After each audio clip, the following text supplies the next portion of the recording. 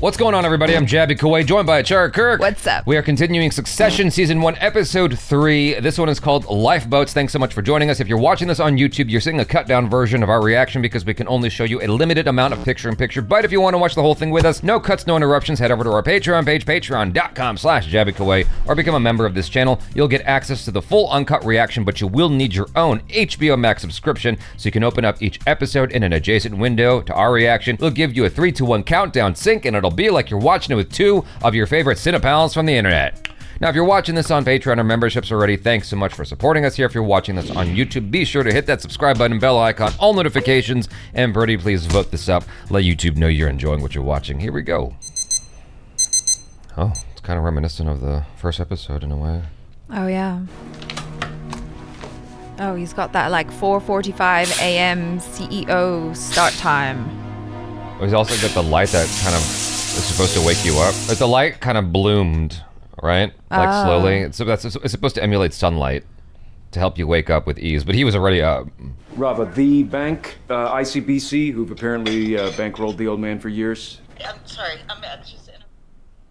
What's your read? Do I go Hulk or Bruce Banner? Talk to your people about it. Oh, I know you're just you're always so good with this stuff and just. the Hulk is the incredible one, right? The Hulk. We have to go. Why don't you ask Braun, okay? Rome, Guys, Rava, come on, seriously? Sorry. Okay. Bye.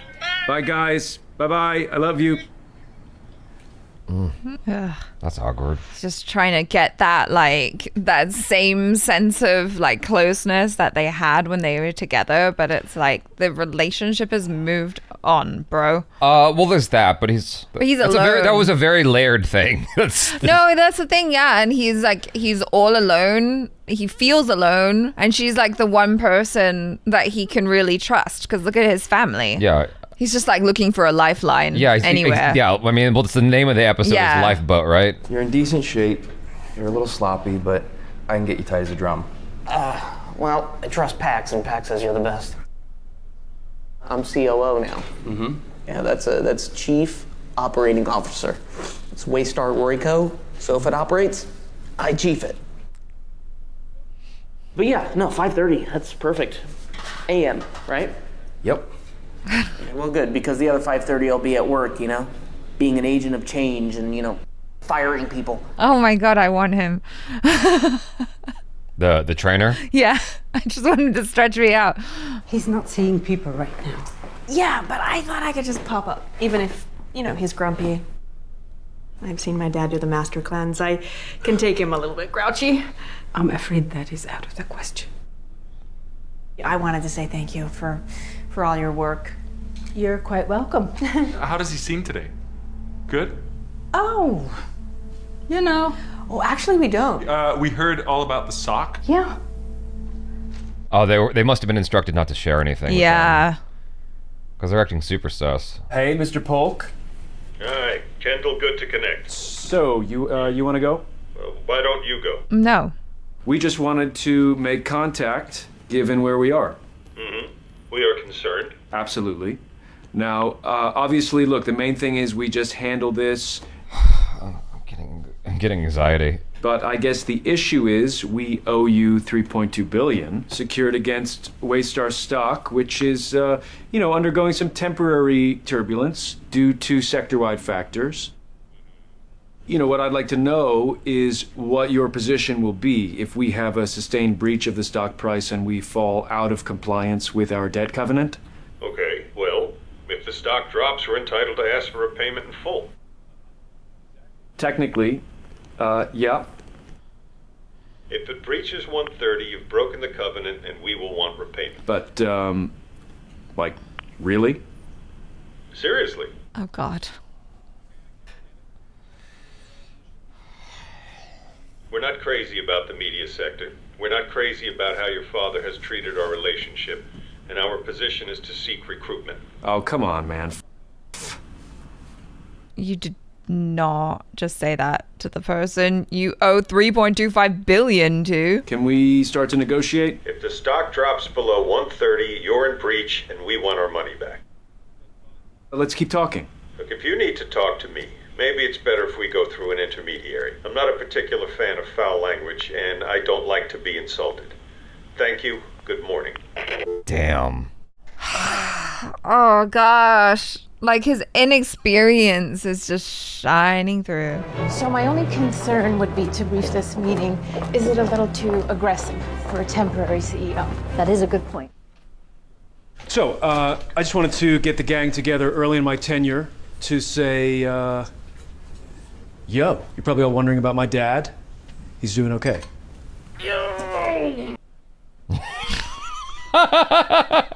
And what we're fighting for is eyeballs. Eyeballs which we convert to our customer base. Eyeballs which we crate up and sell to advertisers, right? And bottom line, we're losing. But we are still just in a position to leverage our brands into something in the new landscape. But if we don't, we're gonna be like the biggest horse trader in Detroit 1909. We need a more dynamic strategy.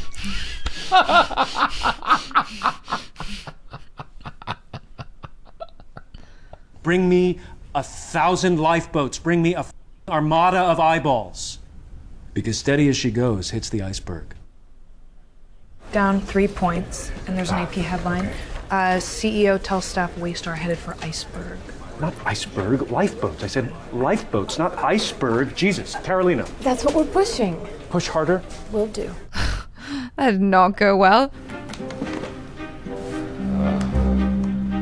Yeah, what's he gonna do? Look at all the emails flying in. Those notifications are not going to stop. He's just gonna walk away. It's gonna be overwhelming. He's not ready for this job.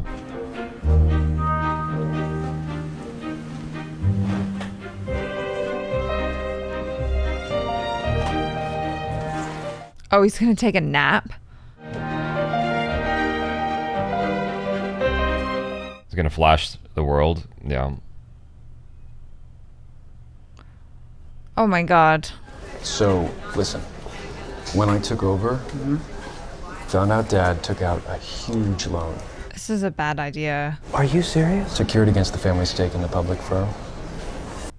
Dude. Yeah, now the stock is getting ready to breach and the bank are Yeah, I know. I saw breathing the down. price. It's brutal. Why would you share this here?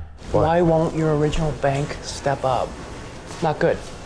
People don't love the sector, and they don't love the firm. As ramshackle as the view. And bro, they don't love you. Yeah, I was about to say. Yeah. Nathaniel? Who is he? Little work meeting on the bed of a 4-star hotel. Get your mind out of the gutter. Okay. I wondered if you could do me a favor. Do I owe you a favor? Yeah, because I deigned to date you. You deigned. That's nice. I need background on someone off the record. Marcia. Well, I know a really horrible guy who's incredibly expensive. Sandy Furness is here. What do you mean? I mean, he's here in the building. He can't do that. Pepsi doesn't just drop in to see Coke. Mr. Furness, what a surprise. So kind of you to drop by. Oh, not at all. I just came to say how sorry I was to hear about your dad. Well, it's so kind of you to do it in person when you could have just called. If I can give you any advice, I'm just watching the wheels nowadays, so if you want to run anything by me as an honest broker, use me. A mentor. There's probably a million options with our two firms. Swaps, acquisitions, cooperative interactions. You know, smart stuff. Only a young man like you can conceive of. Oh God, how patronizing is that? Hey, Jess, will you take Mr. Furness down? Look at you. Right in the eye of the raging storm and cool as a cucumber. Stay strong. Stay in touch. The casting in the show is really good. Yeah. Stock's gone below 130. No. Now what? Do they have that money? No, like, that's the liquid? point. No. Then they have to sell the company. They would just claim bankruptcy, I think. Can I suggest something? Yeah. Can I suggest we all take our shirts off? Okay, What? Kendall. No, they can write an algorithm to run this place, but that's not the answer. That's not us. So, He's really taking his shirt off. just disrupt. What are you doing? Taking my shirt off. Ken, make him put his shirt on. Shirt off. He's gonna take it off. Shirts off. Shirts off. How about your jacket off? Worst position, we sell down the stock, we survive. Maybe we cut a title or two from physical production, newspaper-wise, online only. Well, that is a I like that. $20 million solution to a $1 billion problem. Well, if you want stuff that works for the price, layoffs. I guess it could be a package. Layoffs, sell-offs. Structured retreat? Well, yeah, but with a philosophy. Okay. I mean, I guess we just have to ask or, tell Dad. Are they going to get to talk to him? How's he doing? Is he okay? He's improving. He's really improving. Great. Yeah. Because I should probably let him know something. He's resting. I'm sorry, it's not a good time. Let him know, will you, that I stopped by. I wanted to talk to him, keep him abreast of moves. If you like, you can tell me. I'll pass it on. Will you just tell him that we're retreating tactically? It's hard to explain. I'm sure you're doing the right thing. Gosh. How about instead of taking us over, you give me $4 billion? I stay boss. You stop rating shitty companies for scraps. You invest for once in a blue chip corporation. Oh my God. Step away, Greg. Full disclosure? Yeah. I have a hangover, and it's bigger than normal. Why don't we do what we did back in the day? Let's go to the bathroom, have a little something, and just knock out a few ideas. Just bash them out. Not for me. Of course. Yeah, of course. What is he talking about? He's going to go to the bathroom and do a line. Okay, Yeah. Okay. Oh, you thought it was I thought it was something else. Yeah. To sell it, I'm going to need voting stock. As long as the family maintain control. Well, effective control. I'm also going to need a board seat. Oh, I'd force it on you, dude. For the optics. Shit hot new CEO, has some hot shit new money for investment. I'm not necessarily totally opposed to this notion. That's right, and luckily I speak Stewie, and that's Stewie for I have a raging hard on for this. First meeting of the senior management cadre. Uh-huh. Yeah, come on. Oh, great. Great stuff. Excuse me. It's got to be Shiv. You background checked? Yeah, no need to tell Cam. Is that legal? You don't need to know. He left his meeting? I feel like he's constantly being undermined by her. You feel like? Yeah. That's exactly what's happening. Two possibilities. Either she came from kind of nowhere, Tripoli, Lebanon, turns up in Paris, age 31, a publishing assistant, and then just marries this guy. Fine.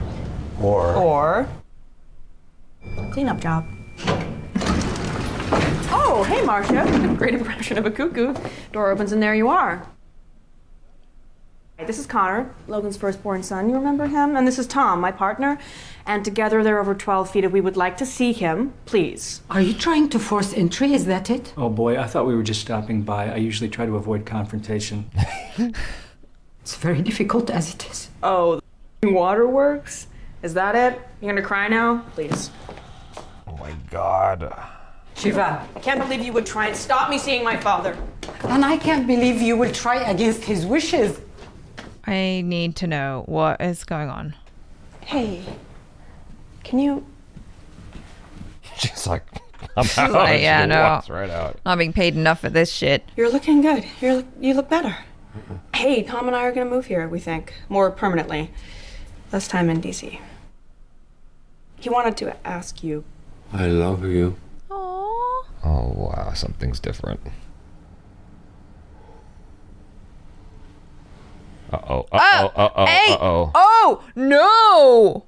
Yeah, he's not right in the head. No. I'm gonna go get Joan, okay? I'll be back. Oh, that's super weird. I'm a private person. Not all of us are born into good ease. Okay. So if you want to know anything about me, just ask me and I will tell you. Oh my gosh. Hey, Siobhan, how's Pop? How did she know that? Yeah, that's good. It's not someone to be messed with, I guess. Thanks for making time for us, Mr. Polk. I don't know, the margin you're making, you might even say you were extortion is an ugly word, but, so is buzzsaw castration. We're going to repay. Everything's golden. We don't need you. This can all stay private, and I'll be looking elsewhere for a banking partner as we go supersonic. Goodbye. And Is it good to end conversations like that? Because you don't know if you might need to use them again. I love you. Okay. Well, thank you. That's it? That's... Come on. She's not there, buddy. And Ken. Okay. I'm not sure that I love you. Truth hurts. That us being together will make you unhappy. So one of us is going to be unhappy. I just don't see why it has to be me. Oh my God. No, that's logic. like No, I can't, because impenetrable it's logic. the argument of a psychopath. Yeah. A psychopath A narcissist. who might hypothetically be the man No, dude. who loves you. Are you high? No, he's charming her. Oh, she's into it. I have to go. What about Malaya? Can't she? No, Iverson will freak out. But that was nice, right? Nevertheless, What? it's like you're moving on, and maybe that makes me feel okay about moving on too. No, I'm not moving on. Bravo. I got a lawyer. He's nice. Let's just keep this all really, really nice, okay? When she says I got a lawyer, is she talking about a guy she's seeing? Or is she No, talking about a divorce lawyer. Gotcha. Yeah. Marcia, everything all right? Kendall, your father would like to see you. Oh, did he find out what happened and he's not happy about it? You understand, after you went down, the stock tanked. He knows. We had some pretty shitty options. You took a gamble on that loan. But I found us a private equity solution, so. We are at 36% of effective control, plus war chest to make some moves. You are idiot. Yeah, I saw that coming. Yeah. I wonder how common this kind of thing is. We saw this in Inception a little bit. Oh God. Oh. I think, Oh my God. I had a feeling Stewie was a complete ass. But this bumbling idiot could be useful if he shares that.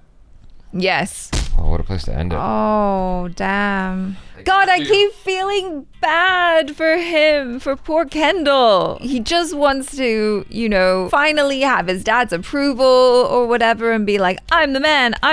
And then his dad's like, you're a fucking idiot. Yeah. And it's not good. How did you not see that coming though? That his dad was gonna say that? Yeah, no, I knew his dad was Okay, he's a piece of shit. Yeah, no, it's just like he's always so disappointed by Kendall. There's nothing Kendall can do. No, you know? there's nothing Like he can he's do, always gonna be worthless in his father's eyes. Yeah, that moment kind of made me think about like, what would any one of us do in a moment like that? Because I see myself going into kind of a fit of rage. Like just so angry with like all the pressure I'm trying to handle in your stead and handle it well and strategize, and that's all you can say. It's not productive, No, it's not. I mean, I can't say that I would react much differently from Kendall. I'm a very sensitive person, and so I think I probably would have just gone emotional and retreated the way that he did, because I would imagine that that's not the first time his dad has expressed his disappointment No, it's not. at him. No, like it's been even ongoing. So we've seen that in the first 3 episodes of this show. Yeah. And like extrapolate that an entire life before that. So No, you're right. I mean, we can imagine how difficult that relationship has and how complicated that relationship has been. Just off the first episode, I think, was enough to really give us that evidence. Yeah. But the episode is called Lifeboats, and he's just looking for one. He's looking for a lifeline. He's on Who Wants to Be a Millionaire, and he's trying to figure out the best move phoning forward. a friend, 50-50. Yeah. Yeah. He's doing all the moves he can, and he's just caught in the middle of it in a real bad way. And his brother is like barely useful. In the meeting when they had to strategize, his brother finally seemed like he had some sense. And like while his method is unorthodox, Yeah. It definitely helped move things forward. It gave his brother, his big brother, the much needed energy to kind of proceed in a dire situation. Yeah. You know? And I mean, we're learning a lot about Roman's character as well. Like, just the way that he treated the trader was very similar to what he did with the kid in the first episode, where it's in line with his character. It's so in line with his character. And so I'm kind of like, oh, okay. So he gets off on just ruining people before lunchtime. Like, what is his... To him, he's not ruining people. To him, he is messing with people, much in the same way that the tall bumbling idiot's boss messes with him. Shiv's husband, Tom, like, he likes to mess with the tall dude, Greg, and Macaulay Culkin's brother does the same thing. He has no malicious intention in his own mind. He just likes to mess with people. But I feel like he would take, you know, that guy to court. No, I wouldn't. If he so felt like it. I don't think he has that level of energy. He can't be bothered. He just can't be bothered with it. Like you might get away with it just because of his sheer laziness. Yeah. The whole time I really wasn't sure where he was going, but he said, as soon as he said, I'm going to throw a bunch of lawyers at you, I knew he was just joking around. There's like, he can't possibly mean that. I thought at most he was just trying to scare him off, because he was so irritated with the power that this guy had over him. Maybe. I feel bad for Kendall because he just can't catch W, really. Like, the one that he caught was a perceived W, but he didn't actually get one. And he just told the bank to when he didn't actually secure anything. You know what I mean? Because the guy is talking to the enemy. His buddy, Stewie's talking to the enemy. Yeah. And we saw that coming a mile away. It's like, A, why are you talking to this guy? B, why do you trust him? He just reeks of ass all over. But then I guess, you know, he's not made great choices in his life, and as a result does not have like good friends. I think it goes beyond that. I think he's in a very tough situation where he has to take desperate measures. I don't think he would want to go to that friend and make a deal with the devil, but he saw no other options. He was trying to find a way forward and pivot fast, you know, in lieu of his losing his company. Like, he's trying to find a way to keep it in a way that makes some semblance of sense. He just saw the ticker going down. Like, his stock kept dropping. Yeah. It's like, okay, what do I do? You know, he's trying to find a way forward, and I can't say that anyone else would have made a better move other than his dad. You look at all the other characters in the show who could have become a CEO, I don't think any one of them would have handled it any better. No, I mean, I guess he's the best choice out of a pretty poor selection. Exactly. Yeah. Roman makes me really, really uncomfortable because I never know what he's going to do. He's like the Joker. Yeah. He's manipulative, and he just likes to mess with people, but he doesn't actually have the sense for the job that is needed. You know what I mean? Like, he didn't even bother to check a single email. He's just like laying on the floor. He just enjoys the power more than anything. Yeah. I feel bad for Kendall again because he's, you know, trying to get back with his ex-wife, and it's like, nah, dude. Yeah. She's moved on. And that's the other part of it that bothered me. You should do too. I mean, not bothered me, but that's the other part that I felt bad for him. It's like he's trying so hard to just maintain this relationship because he needs something that he knows and that he can rely on. Only he doesn't realize he can't rely on it anymore. No, you know? He's on his own. Yeah, completely. Yeah. Like, he's exactly.